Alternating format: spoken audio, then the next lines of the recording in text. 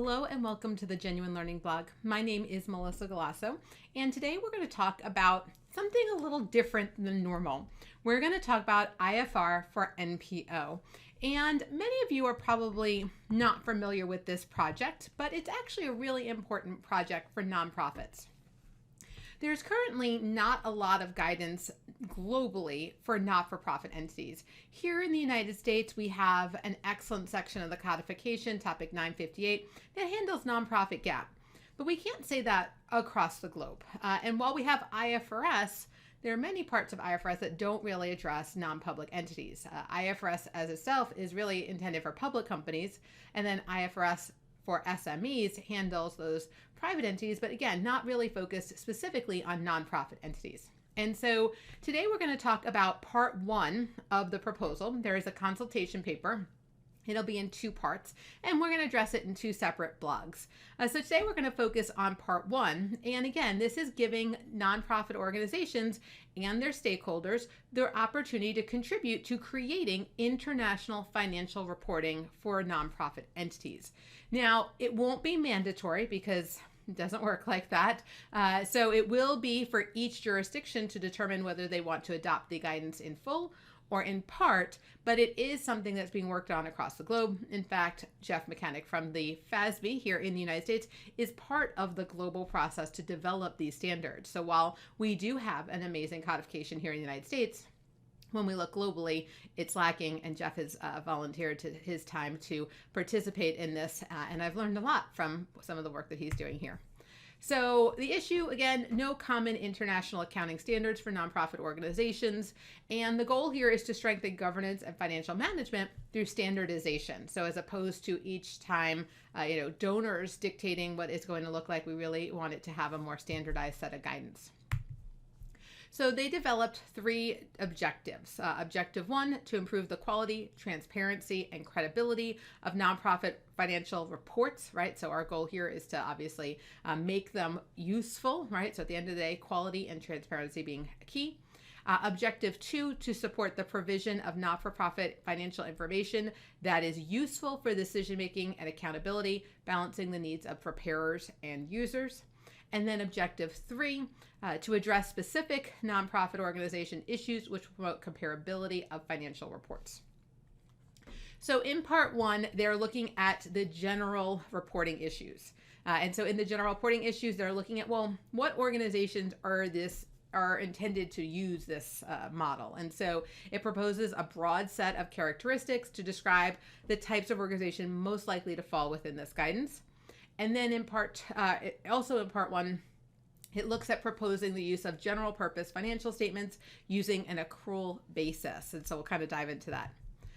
In part two, which we will deal with separately, it's going to focus on specific financial reporting issues. So instead of looking sort of holistically at nonprofits, it's going to dive into some of the details of the various reporting elements.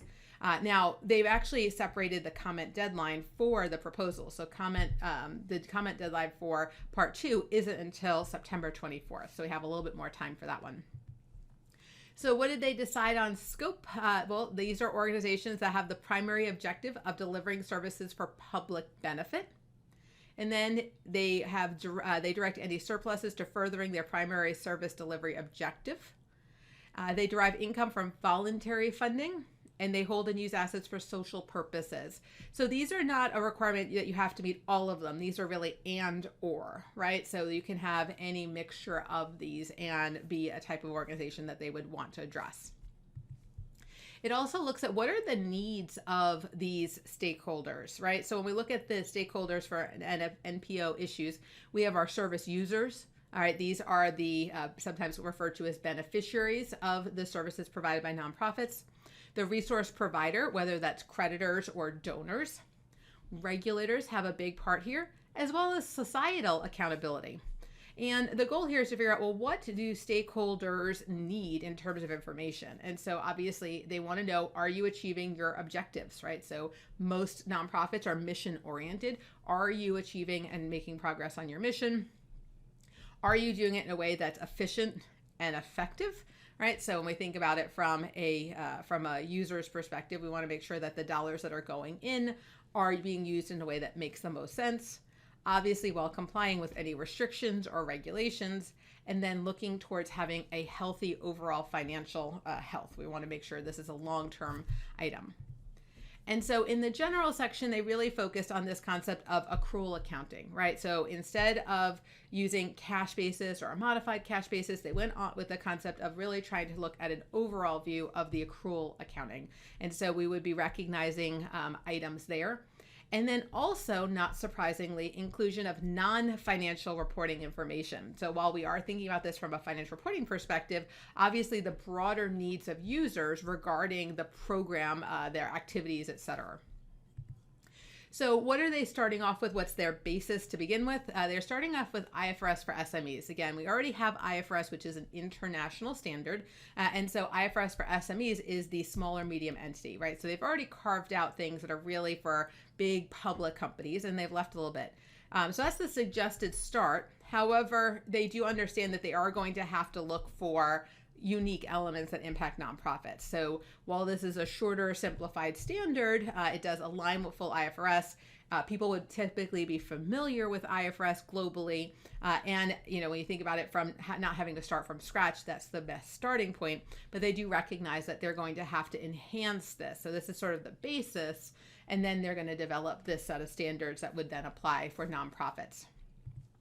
As I mentioned, there's a different comment deadline for part 1 versus part 2. Comments on part 1 are requested by the July 30th, 2021.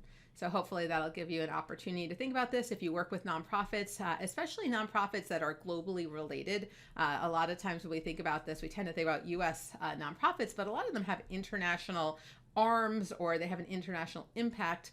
Maybe they would have an interest in learning more about this more international version. So comments again due by July 30th, 2021.